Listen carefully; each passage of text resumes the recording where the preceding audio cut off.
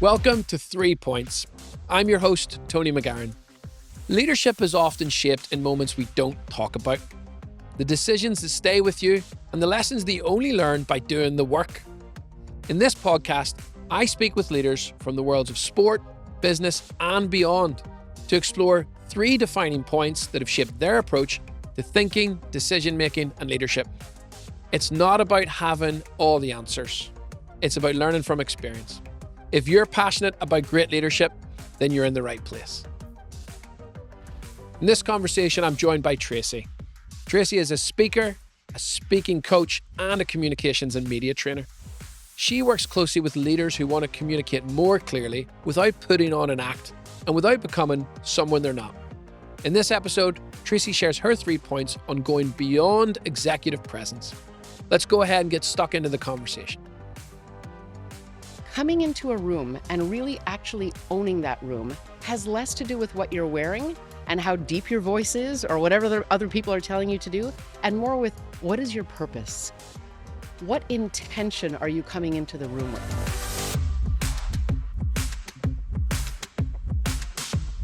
Tracey Madigan, welcome back to the 3 Points podcast. It's so weird because I feel like you might be the first repeat guest. Oh, really? Wow, that's a compliment. Well, it is. Yeah. It is. We got so much from your first episode, which was around empathetic communication, and it was fantastic. Yes. And obviously, you and I have been working together closely, and I just continue to be in awe of what you bring into the space around communication. So it's just a pleasure to have you back here. Thank you so much. What a nice compliment. I love hearing that. Yeah, it's fantastic. So, look, I know you very well. I know the kind of caliber of people that you're working with at the kind of executive, academic, leadership level, authors, people that are in front of the camera often. You do so much great work to help them sound more like themselves. Yes. But let's tell everyone else a little bit more about who you are. Yeah, so I am a journalist by trade. So I got my start in journalism in Canada at the Canadian Broadcasting Corporation. And what that means is I had a very first row seat to how people communicate. Because when you're a reporter and you're trying to get people to talk, get them to tell their story in an effective way, you have to keep going at it and at it if you know that they can be saying something better. And so being at the receiving end of that now and listening to people and then being able to help them, because when you're a reporter, you can't say, you're sounding kind of boring now, or you're sounding too complicated now. You can't say that as a reporter journalistically, but now I get to say that to people. And so one of the things that I'm told is refreshing in working with me is I'll tell it to you straight. That doesn't really happen very often, right? Especially with these people who are high up in their careers. No one's saying what they could be doing better because they're all surrounded by yes men or yes women. I think that's the coolest thing that you bring to the table, both in your role as a playmaker and in all the work that you do outside of People Playbook. You're constantly challenging leaders in such a supportive way because, as you've pointed out, it's an echo chamber and no one wants to tell the boss or the senior leader that actually that wasn't clear or you're coming across like a bit of a jerk. Yeah, absolutely. And it's actually a really nice segue into today's topic. I don't know if you wanted to do that, but that's what makes me think that executive presence, as we thought it was, is actually quite different. Because when I work with higher ups and people who have really big roles within a company or an organization, I see that there are some really basic insecurities that they're facing, really simple things that they can be doing to make them feel even better.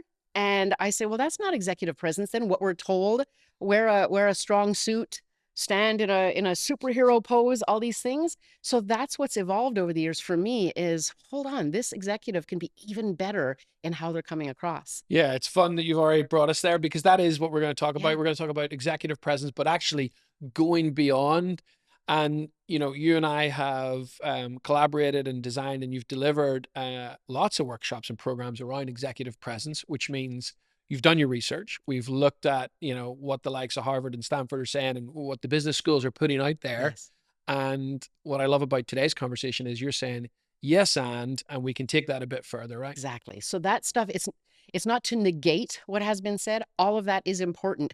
How you dress, how you speak, like verbally, vocally, how that sounds. Yes, that's definitely important. But what I'm seeing in the work that I'm doing is that it actually goes beyond that.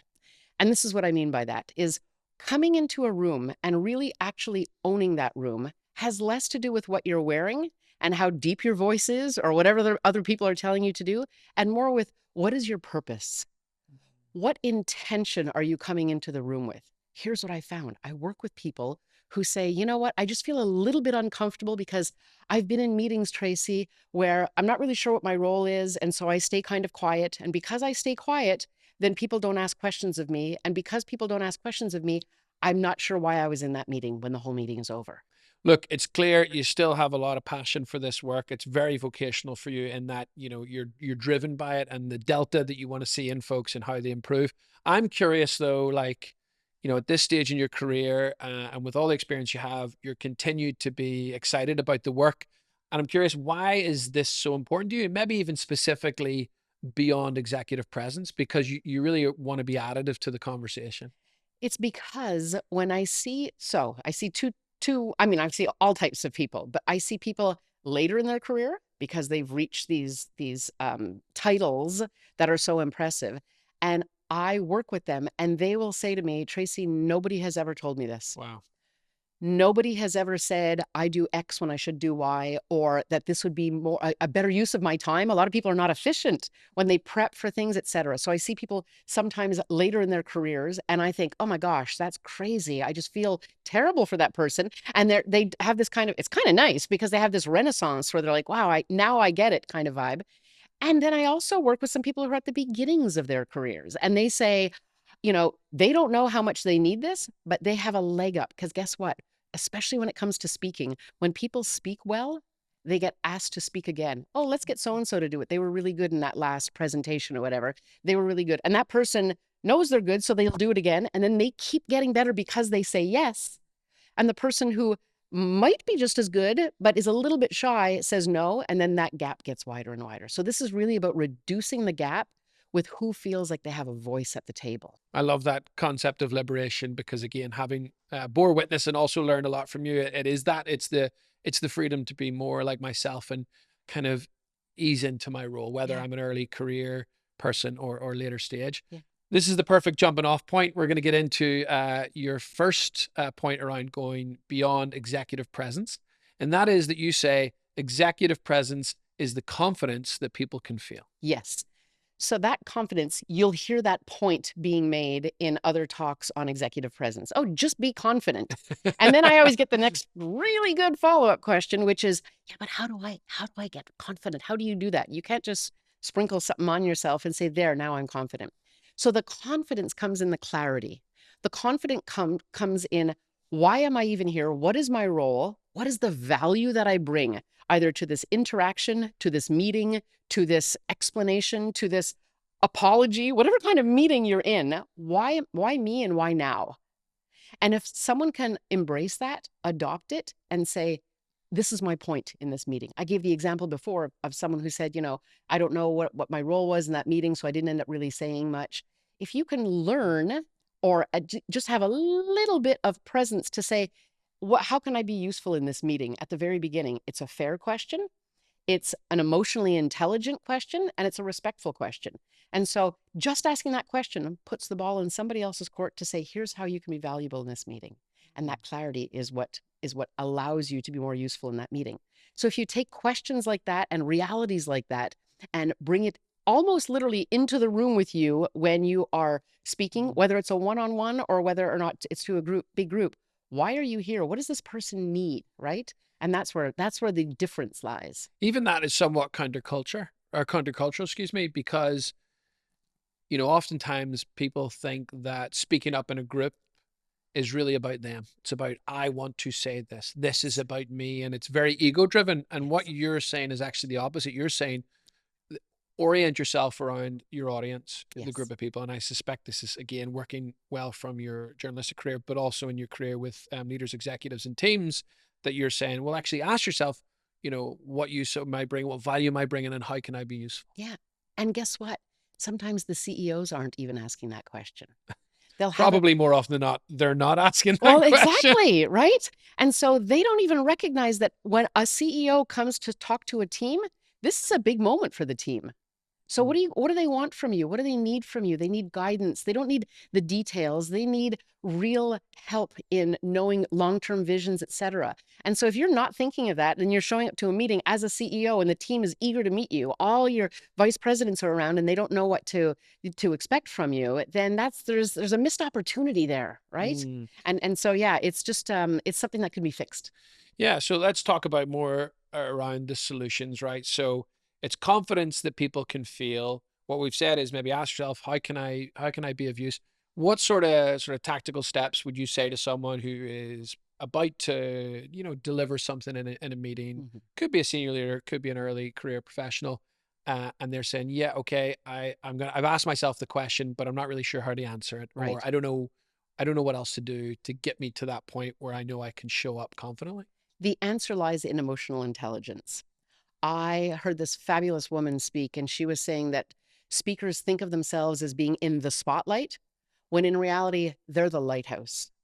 So Mm. it's not about, oh, how do I sound? What do I wear to this meeting? Do I stand up or do I sit down? What do I do with my hands?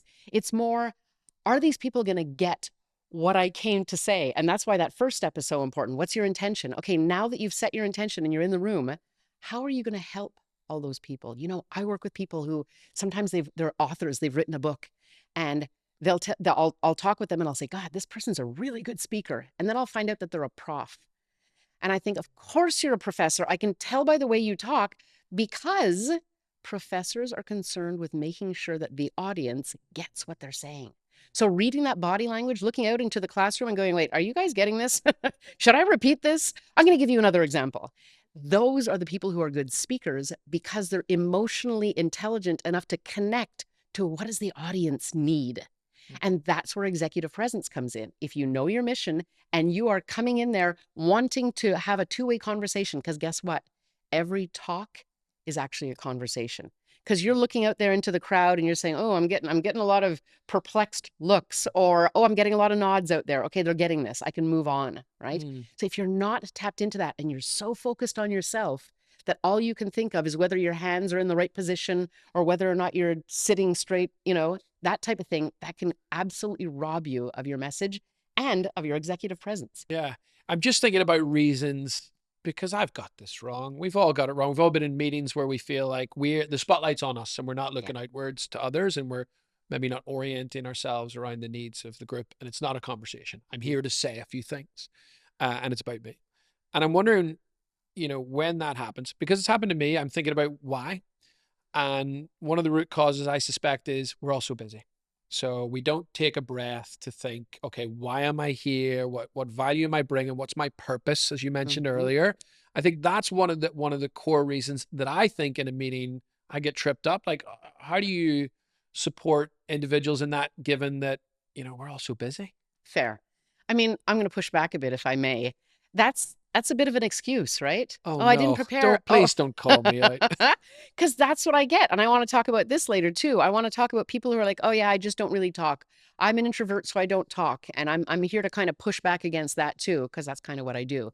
But yeah, to say I didn't have time to prepare for this, consider the alternative, which is you run an entire meeting because you didn't prepare. I'm going to come up to you after that meeting and go, okay, so Tony, what is it that you wanted? Did you want us to come forward with that idea? Because you didn't set out your intention and you didn't come into that room with that intention. If you come into the room with the intention, it's going to ooze out of your message. But if Mm. you didn't have time to prep it and you come into this meeting, you want me to find it? Yeah, and more importantly, yeah, and I have screwed this up, and you rob 10, 20, 30, 100 people in the room of Exactly. an hour, Exactly. which is a huge cost to an organization.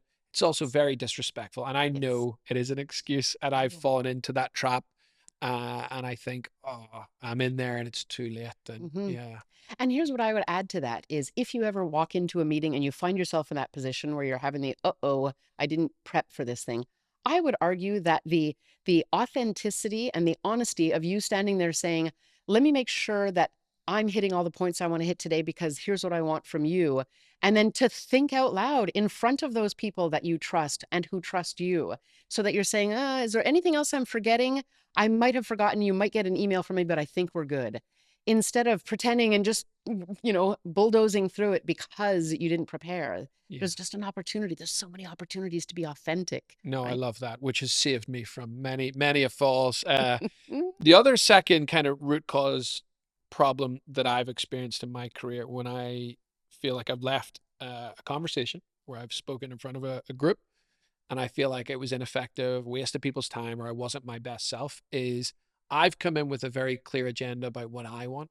And there is a reality, Tracy, right, where leaders in particular and executives, they do have an agenda. They have to convey information, and albeit, we should be doing it in a way that's inspiring, motivating, and clear. yeah. How do you coach individuals who have an agenda, who have a point to share or points?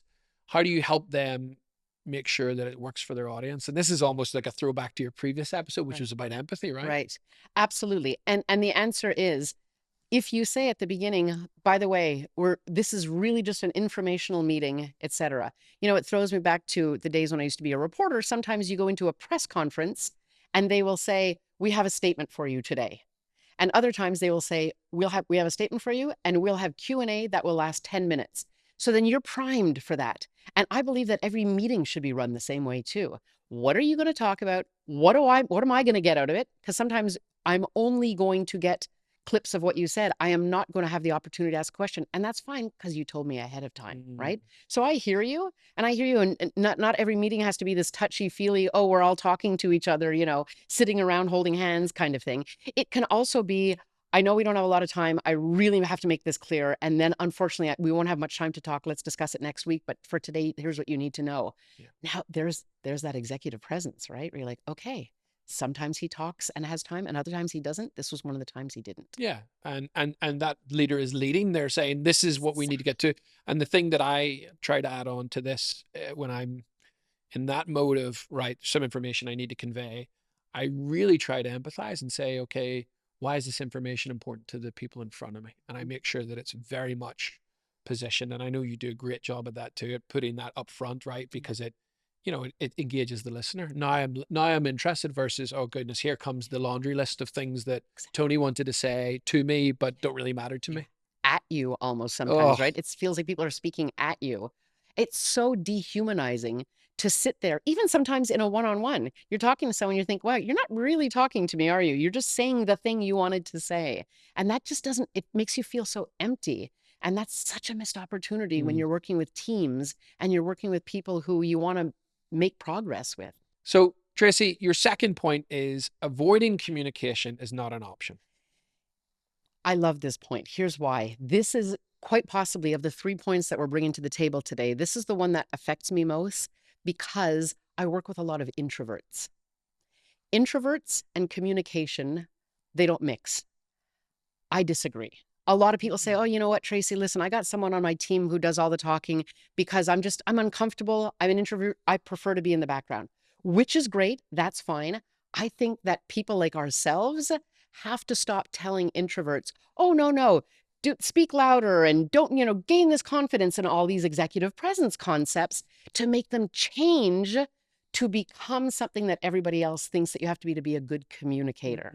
So instead of telling introverts to change, why don't we encourage them to speak in a way that they are comfortable with, speak with their team in a collaborative way so that everybody does what they do best. Now, I work with a woman who was a brilliant woman. She's absolutely brilliant. PhD. She does incredible research. She's cutting edge ideas, technology. She's really impressive. And she'll say to me, I'm an introvert, so I don't really want to share the ideas. What am I going to bring to that conversation, Tracy? And so it's only in unpacking all of the things that she's done in the past that it helps her to bring that confidence that she needs to share in her voice. So here's what I mean by that. I recognize that what I'm saying right now kind of has two messages, because on the one hand, I'm saying they're an introvert. They don't have to speak more. But I'm also saying if you are an introvert and you want to speak more, there are ways that have nothing to do with feeling more confident or telling yourself, I can do this, but instead thinking about your track record, thinking about all the things that brought you here. So the reason I use this example of this particular woman is you got a PhD in this. I think you know your stuff. right? And so this idea of, oh, yeah, but I feel uncomfortable is instead of saying, I can do this, think of all the things that brought you here. And this is my little life hack because our brain responds, studies have been done, and I've read the studies on our brain reacts less positively to mantras such as, I can do this, I am strong, I'm just going to do this. And the brain responds better to us saying to ourselves, I got myself a PhD in this. I teach that course at the university. I make people understand this. My students understand this. So it was when she and I went over these things that her saying them ended up being kind of like a mantra. And she was like, well, that I can do. Oh yeah, I'm a prof. I can explain it to the, oh, there you go. There's your, and so she's still an introvert. She still doesn't love speaking, but she does speak because people need to hear her message. So this idea of my way around communicating is to back off altogether. No. I couldn't agree more. And I've faced these challenges working with others, including, goodness, I feel bad because he often gets named and shamed on this, but my business partner, David, who you know very well, uh, more introverted for sure. And I think, you know, one of the ways, I think the way you're describing it is like referring back. And I love that, by the way, of like, I've done this, I've got this, and sort of rather than I can. I love that sort of past tense kind of, it's establishing confidence for yourself in a way, right? The other thing that with, I suspect for this person who's done their PhD, you know, they know so much and it's a disservice to the work. And you know, that was an example with David recently. You know, we've kind of redone our entire enablement process and we wanted to convey that to our entire team. And I said, you know this and you have done this. So what you said, and also if you don't share it, things aren't going to get better. Yeah. And, you know, I suspect it's the same for this It's person on their PhD. exactly right. We need to hear your message. We need to learn from your experience. So yeah, that self-efficacy, that's what it's called, is knowing what you're good at, knowing where that confidence would be born of if you had it, why you deserve that confidence.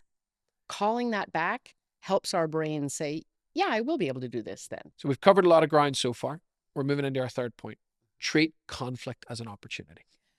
So the reason, again, all of these things that I'm bringing up are based on experiences I had. I worked with someone recently, and he was really smart guy working in government. Guess what? In government, there are silos, there are teams, there are people who have a certain way of thinking and they get stuck, and there are others who are super innovative and they all have to work together, right?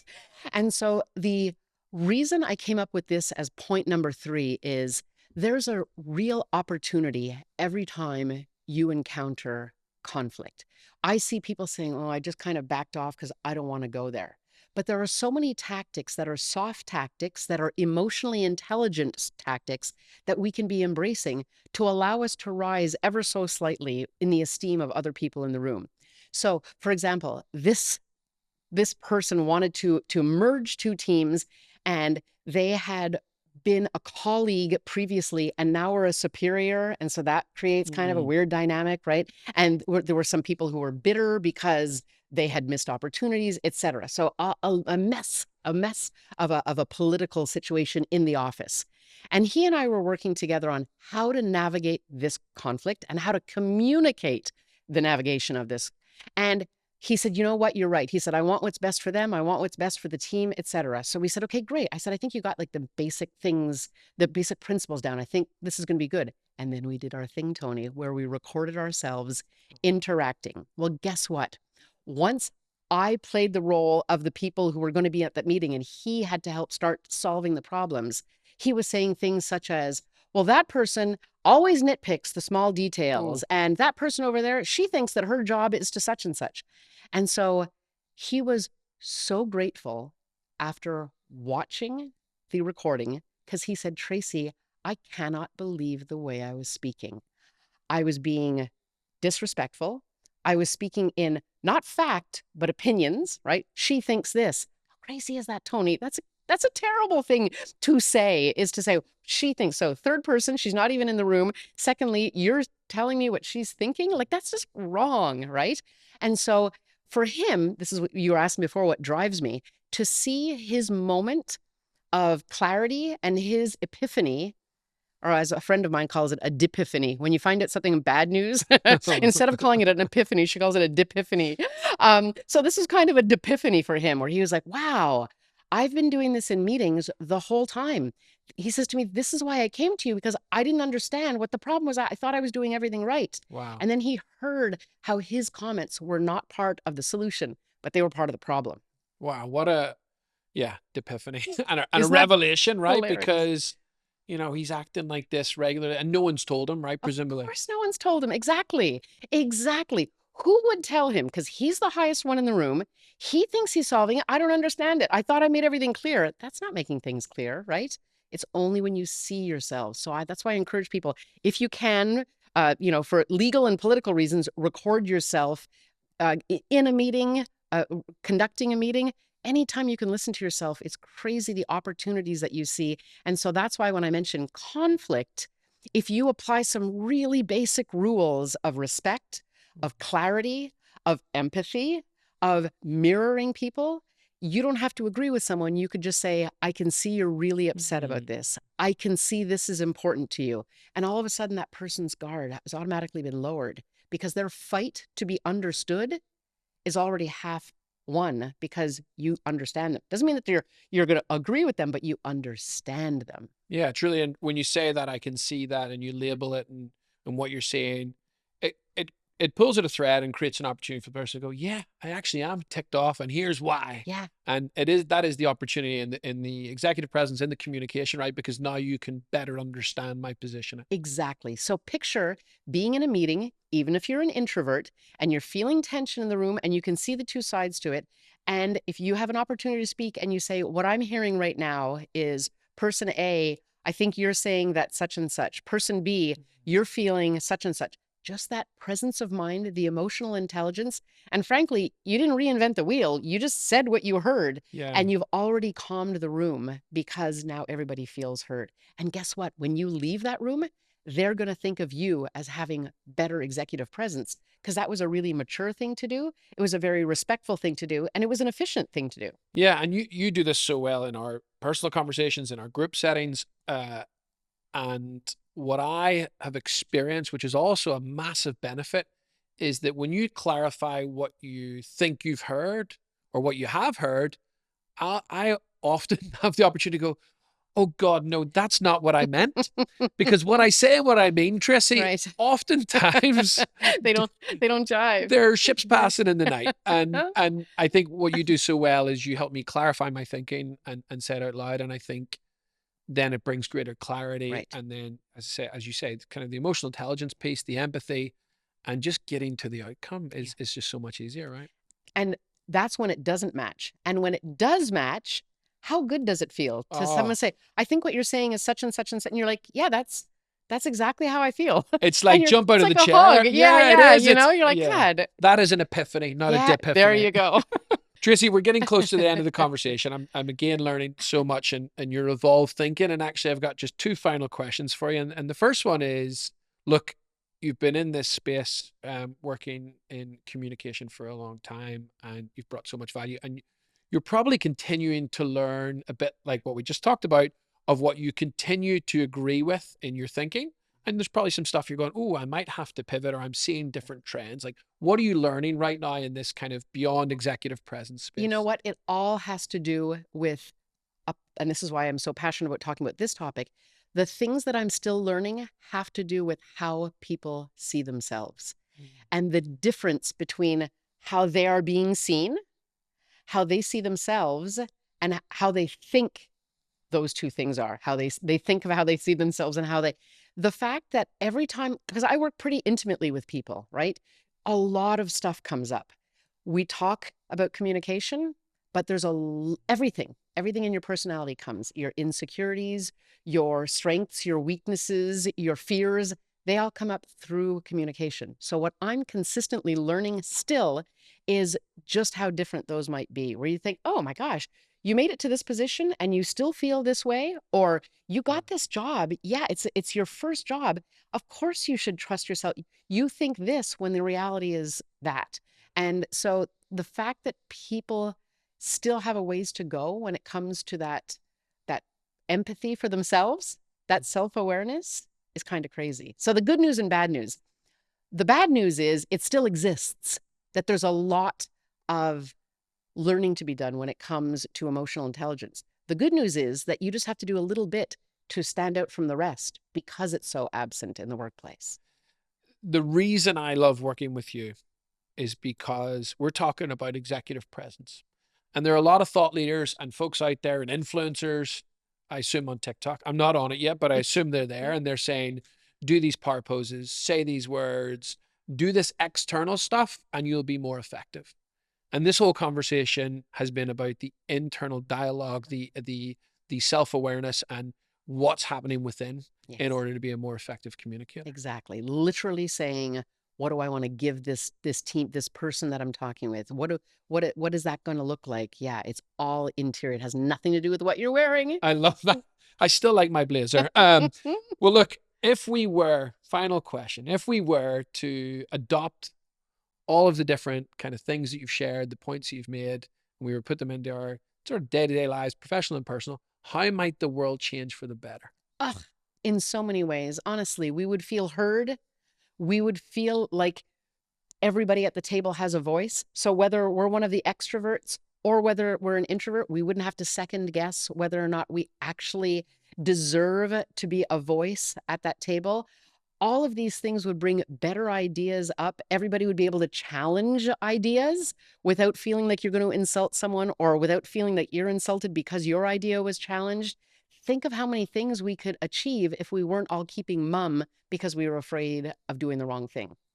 Oh, I would love that. And I hope we continue to do that together. And I'm just so grateful for the work that you're doing with folks across the world. I'm so glad you're one of our brilliant playmakers helping support organizations with People Playbook. Tracey, it's been such a pleasure having you once again on 3 Points. I loved this, and I love working with the teams at People Playbook and beyond. So thank you. I love talking about this stuff.